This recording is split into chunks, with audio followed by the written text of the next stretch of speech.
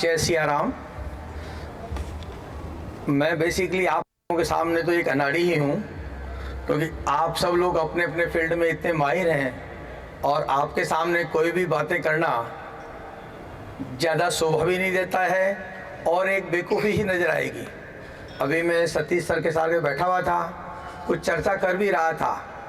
सुबह मैंने करीबन 10 बजे से लेके 12:30-1 बजे तक 3-4 लोगों के सेशन सुने।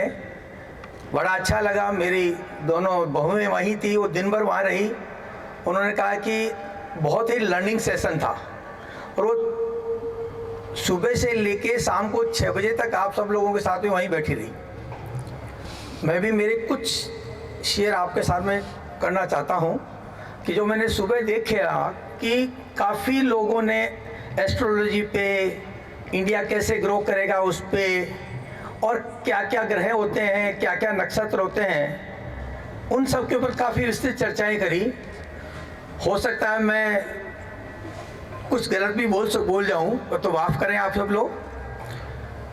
ऋषि याज्ञवल्क्य की कहानी मैंने एक जगह सुनी थी कि ऋषि याज्ञवल्क्य ने कहा था कि सूर्य 108 का क्या महत्व है।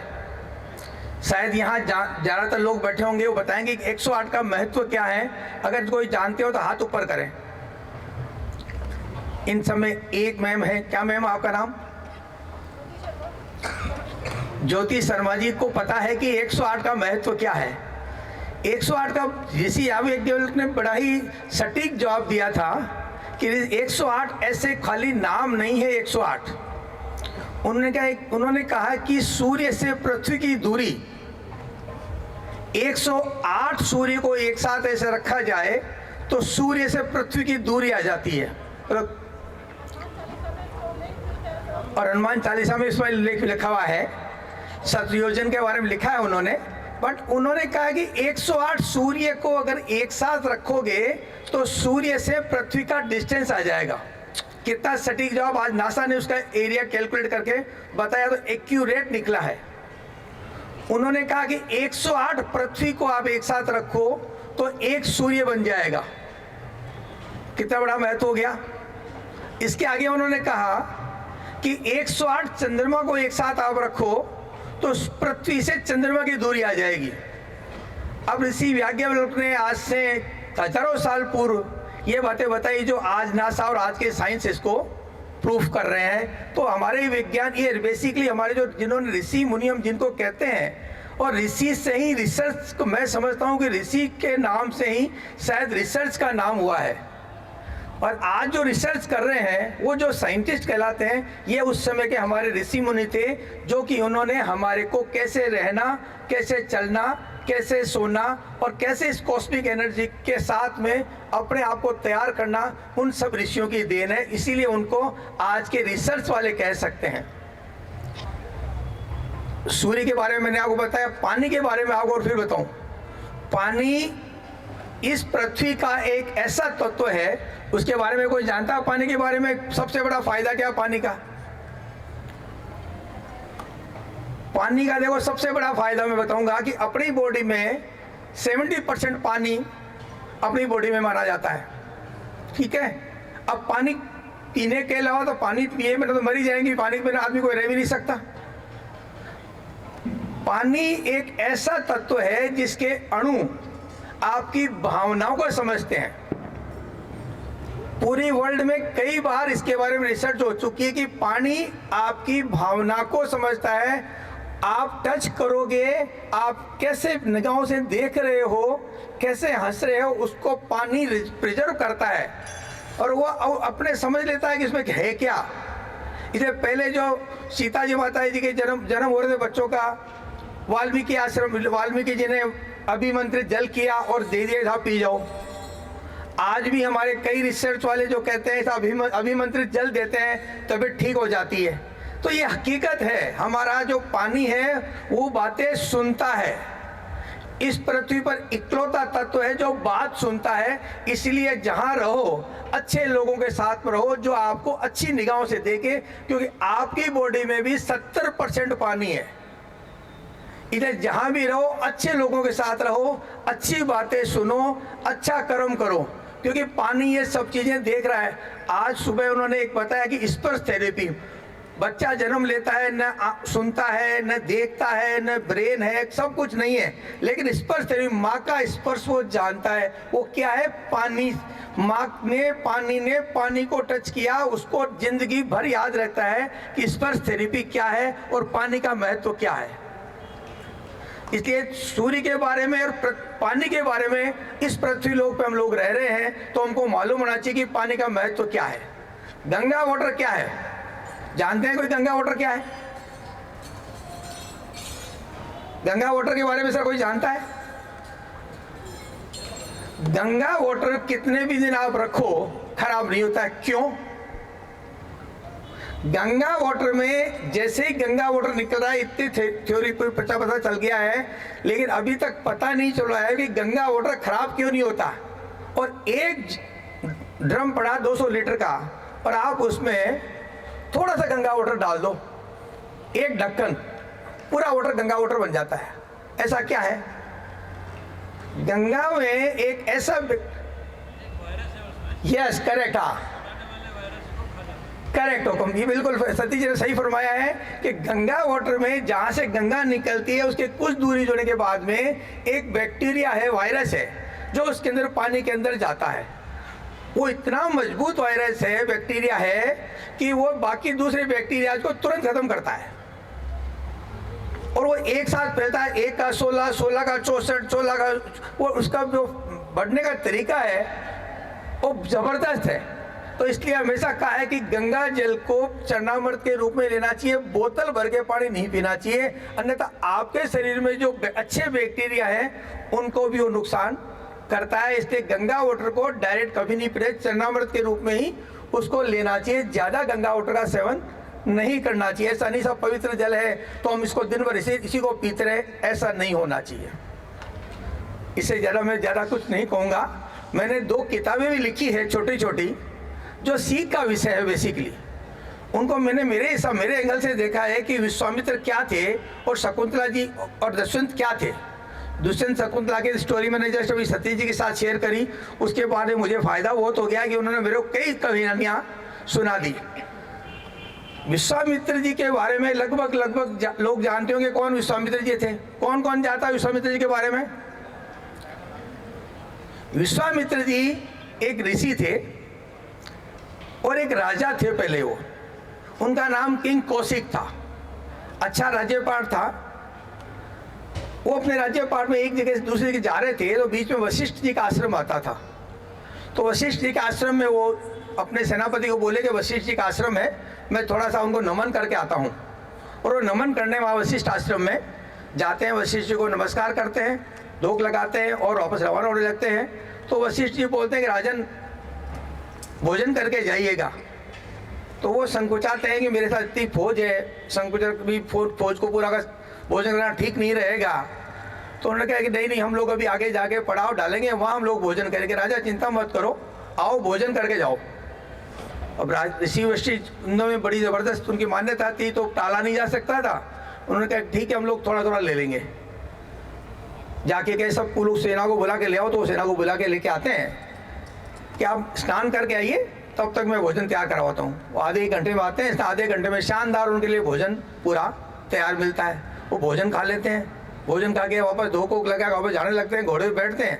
अचानक उनको ध्यान रखा इतनी जल्दी इन ऋषि वशिष्ठ आज को पता कैसे चला कि हम लोग इतनी बड़ी सेना के साथ यहाँ से निकल रहे हैं कि यार इसलिए मतलब मेरी कहीं ना कहीं सीक्रेसी में फॉल्ट है, कहीं मेरा जो खुफिया तंत्र है वो कमज़ोर है। उन्होंने कहा कि भाई ये खुफिया तंत्र कमज़ोर है सेनापति, आप पता करो क्या कारण है। यार कुछ पता नहीं चल रहा है। तो चलो ठीक है मैं पूछ के आता हूँ। आश्रम में दोबारा जाते हैं कि राजन के हुक्म ये खाना इतनी जल्दी आप लोगों ने कैसे बनाया? यार इसका क्या करोगे, आपने खा लिया भोर पेट भोजन, कोई कमी तो नहीं है? कि नहीं कमी नहीं है, बट फिर भी आपने किया कैसे? तो वो अपने पिछड़े में ले जाते हैं और मंदाकिनी जो कामधेनु की पुत्री थी, जो इनको इंद्र ने उनको दी थी, तो उनको ले जाते कि ये सारा मेरे लिए भोजन की व्यवस्था कर देती, जितना चाहो उतना भोजन की व्यवस्था करती है, कोई वेस्टेज भी नहीं होता है। वापस आके बैठ के दुविधा हुई राजा के मन में कि यार ऐसी गाय तो मेरे राज्य में होनी चाहिए था, कोई भूखा नहीं सोएगा। वापस जाते हैं कि क्या साहब इसके जगह हाथी ले लीजिए, घोड़े ले लीजिए, सोना ले लीजिए, चांदी ले लीजिए, लाख गाय ले लीजिए, बट ये गाय हमको दीजिए क्योंकि हमारे राज्य में इसकी जरूरत है, आपको इसकी जरूरत नहीं है।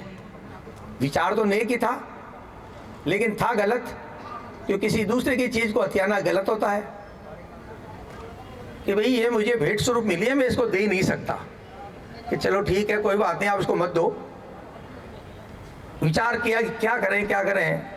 जब नहीं दी तो उन्होंने सेनापति को आदेश दिया कि जाओ गाय को लेकर आ जाओ। सेनापति ने मना किया कि भाई अपन गलत कर रहे हैं राजन, ये काम गलत है, किसी गलत करना गलत हो जाएगा, और अपन गलत परिपाटी चालू कर रहे हैं कि जबरदस्ती किसी को चीज को लेना ये ठीक नहीं है। राज के आदेश है, जाओ लेके आओ। अब राज के आदेश हो गया, जाके लेके आने के लिए गए कि साहब राजा दे दिए गाय को, नहीं तो हम लोग जबरदस्ती लेके जाएंगे। भैया ले जाओ, जबरदस्ती ले जाना ले जाओ। सेना की खड़ी हो गई। ऋषि वशिष्ठ के पास इतनी ताकत थी कि पूरी सेना का दिमाग उन्होंने घुमा के और अपनी तरफ कर लिया, और उसी सेनापति को बोला और राजा को बांध के लेके आ जाओ। उन्होंने राजा को बांधा और नीचे लेके आ गए। राजा को घसीटते हुए लेके आ गए। राजा क्या ये क्या हुआ अचानक, जो मेरी सेना थी मेरे खिलाफ मेरी कैसे खड़ी हो गई। उन्होंने कहा कि यार जो ताकत मैं सोच रहा था मेरे पास तो कोई भी ताकत नहीं है, ताकत तो ऋषि के पास है। उन्होंने कहा कि उसी दिन उन्होंने राज्यपाठ टाल दिया कि मेरे को भी ऋषि बनना है। ये दृढ़, ये उन्होंने जिद करी कि मुझे ऋषि बनना है, इससे ज्यादा ताकतवर ऋषि बनना है। और वो पुष्कर में आ गए तपस्या करने के लिए। कई दिनों तक तपस्या करते रहे, उनको ताकत आ गई। इंद्र को डर लगा। इंद्र ने मेनका को भेजा कि मेनका जाओ, वो एक ऋषि तपस्या कर रहा है और एक राजा तपस्या कर रहा है, वहां जाओ, उसकी तपस्या को भंग करके आओ। मेनका बोली अपना क्या लेना देना, वो एक ऋषि तपस्या कर रहा है, अपना क्या डर है। कि ये प्रॉब्लम ये नहीं है, प्रॉब्लम है कि राजा तपस्या कर रहा है, ये डर है कि उसका काम नहीं है तपस्या करना, वो तपस्या कर रहा है, वो कल की तारीख में इंद्रलोक पे अटैक करेगा, इसलिए उसकी तपस्या को भंग करो। मेनका आती है, अपना खेल दिखाती है और पुत्री का जन्म होता है। अब पुत्री का जन्म होने के बाद उसको आदेश आता है इंद्रलोक से कि भैया वापस आ जाओ। आदेश आ गया। मेनका बोलती साहब मेरे को राजा से प्रेम हो गया, मैं तो नहीं आ सकती। कि नहीं ये प्रेम वगैरह सब है, ये सब पृथ्वी लोक के मामले अपने आगे नहीं है, अपने क्या नियम अपने अलग हैं, तुम अपना नियम पालन करो। और आज के आदेश हो जाता है और मेनका अपनी पुत्री को वहां छोड़ती है और चली जाती है। राजा को तो पता चलता है साहब ये लो मेरे साथ बड़ा धोखा हो गया, बट उनका निश्चय दृढ़ था कि चलो कोई बात नहीं, एक बार धोखा खाया है, दोबारा तपस्या करूंगा। और अपनी पुत्री को कन्नव ऋषि के आश्रम में सौंपते हैं मेनका को, और वो चले जाते हैं।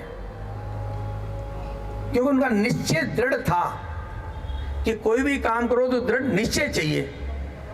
हार्ड वर्क होना इंपॉर्टेंट नहीं है, दृढ़ निश्चय होना जरूरी है। उन्होंने हार्ड वर्क तो किया लेकिन फेल हो गए, कोई बात नहीं, वो हिमालय में चले गए। फिर तपस्या करी, फिर ताकत आ गई। तो इंद्र ने फिर कहा मेनका को आप तुम दोबारा जाओगे। मेनका ने मना कर दिया, साहब मैं तो नहीं जा सकती हूँ। तो उन्होंने और कई अप्सराओं को बोला कि आप जाओ, आप जैसे कई अप्सराओं को बोला उन्होंने कि आप जा सकती हो, आपने मना कर दिया था, मैं भी नहीं जा सकती।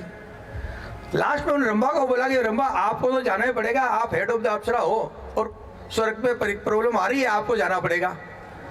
रंभा को आना पड़ा। रंभा आई, अपनी जो भी कोशिश की उन्होंने ऋषि को जो किंग कौशिक थे तपस्या से, उनको सब पता किया उन्होंने क्या मामला है। अच्छा इंद्र ने दोबारा मेरे साथ छल करने की कोशिश की है, तो उन्होंने उसको पत्थर में बदल दिया, क्रोध आ गया। तो पहला प्रॉब्लम क्या, काम। दूसरी प्रॉब्लम क्रोध से उन्होंने उसको पत्थर का तो बना दिया, बट पावर अगेन 0। पर पावर 0 होने के बाद फिर उनको लगा कि यार फिर प्रॉब्लम हो गई, फिर दोबारा तपस्या करने लग गए। जब तपस्या फिर पूरी करने लगे, फिर इंद्र को डर लगा, अब तो कोई आने के लिए तैयार भी नहीं होता। इंद्र खुद आए देखने के लिए भाई कितनी ताकत तपस्या हुई इनमें। इंद्र आए तो उन्होंने देखा कि वही ताकत तो इनमें आ गई। अब ऐसी घटना घटती है कि सत्यव्रत नाम का एक राजा होता है जो इश्वाकु कुल का होता है, सुंदर बहुत होता है वो। उनको इसी बात में घमंड था कि मैं सुंदर बहुत हूँ, ताकतवर बहुत हूँ। तो वशिष्ठ के पास जाते हैं और वशिष्ठ को बोलते हैं कि भाई मेरे को तो इस बॉडी के साथ ही स्वर्ग लोक जाना है। वशिष्ठ मना करते हैं साहब इस बॉडी के साथ में कोई भी नहीं जा सकता, स्वर्ग जाने के लिए तो मरना ही पड़ता है। कि साहब मरूंगा तो नहीं मैं तो मेरी बॉडी इतनी सुंदर, इसके साथ ही जाना चाहता हूँ। वशिष्ठ मना कर दिया तो वशिष्ठ के पुत्रों के पास जाते हैं। वशिष्ठ के पुत्र भी उनको मना कर देते हैं और गुस्सा आ जाता है वशिष्ठ के पुत्रों को कि जिस पे तेरे को ज़्यादा घमंड है तू काला गलूटा हो जा। और वो काला गलूटा हो जाता है, अपने राज्य में जाता है, राज्य में कोई उसको पहचानते नहीं है। वो ढूंढता ढूंढता किंग कौशिक के पास आता है कि दुश्मन का दुश्मन दोस्त। तो वशिष्ठ का दुश्मन कौन? के साहब किंग कौशिक तपस्या करा, वही आपको कुछ कर सकता है। वो किंग कौशिक के पास आते हैं और आगे भैया वही कौन हो? वही कैसा? मैं सत्यव्रत, तू आपके पड़ोस का राजा। अरे भाई तुम इतना काले गलूटा कैसे हो गए? साहब वशिष्ठ। अच्छा वशिष्ठ कर दिया, क्या प्रॉब्लम हुई? के साहब ये प्रॉब्लम थी। अच्छा तो ठीक है मैं भेजता हूँ तेरे को। यहाँ क्या आ गया? घमंड। पहले आया काम, फिर आया क्रोध, फिर आया घमंड। अब उन्होंने उसको भेज दिया, साहब रवाना कर दिया, तपस्या की और भेज दिया रवाना। वो त्रिशंकु जो तारा है वो आज ध्रुव तारा जिसको हम कहते हैं, वो आज वो सत्यव्रत राजा है, इसको उन्होंने भेज दिया। अब इंद्र ने डायरेक्ट कौन आ रहा है? धक्का मारा, वापस नीचे आए।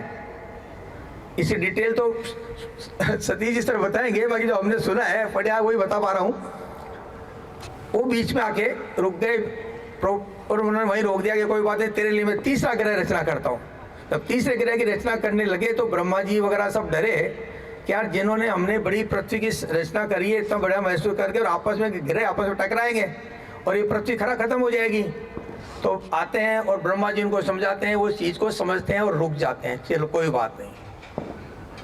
अब इसलिए मतलब कोई भी आदमी अगर सक्सेस लेना चाहता है, आज के यूथ को भी मैं कहना चाहूँगा कि अगर कोई भी आदमी सक्सेस लेना चाहता है तो ये कहानी विश्वामित्र जी की होगी या नहीं होगी, कौन विश्वामित्र जी क्या मैं नहीं कह सकता, लेकिन इस कहानी से उन्होंने बड़ा सार्थक बोला है कि अगर कुछ काम आपको करना है तो आपको हार्ड वर्क करना पड़ेगा। हार्ड वर्क के साथ में डिटर्मिनेशन ज़्यादा इम्पोर्टेंट है कि डिटर्मिनेशन के बिना हार्ड वर्क काम नहीं करेगा। आपको दृढ़ निश्चय होना चाहिए मुझे तो काम करना ही है, तो आपको अपने गोल पे पहुंच सकते हो। लेकिन जैसे गोल पे पहुंचोगे 3 रास्ते प्रॉब्लम में आएंगे। पहले जैसे आगे बढ़ेंगे सुंदर सुंदर लड़कियां आने लग जाएगी, थोड़ा आगे बढ़े आप अपने स्टाफ पे गुस्सा करने लग जाओगे, मेरे से बड़ा तो कोई नहीं है। फिर आप आगे बढ़ गए तो आपको घमंड आ जाएगा कि यार ये तो देखो मैं ही हूँ, अभी मेरे जैसा कोई भी नहीं है। तो इन 3 प्रॉब्लम को आपको बाईपास करना होगा। अगर आपने काम, क्रोध, मद को बाईपास करके अपने गोल तक पहुँचे तो आपको कम समय में आप प्रॉपर डिस्टेंस पे पहुँच जाओगे और आप अपना गोल अचीव कर लोगे। थैंक यू वेरी मच, बहुत बहुत आभार। आपने सुना इसके लिए बहुत बहुत धन्यवाद।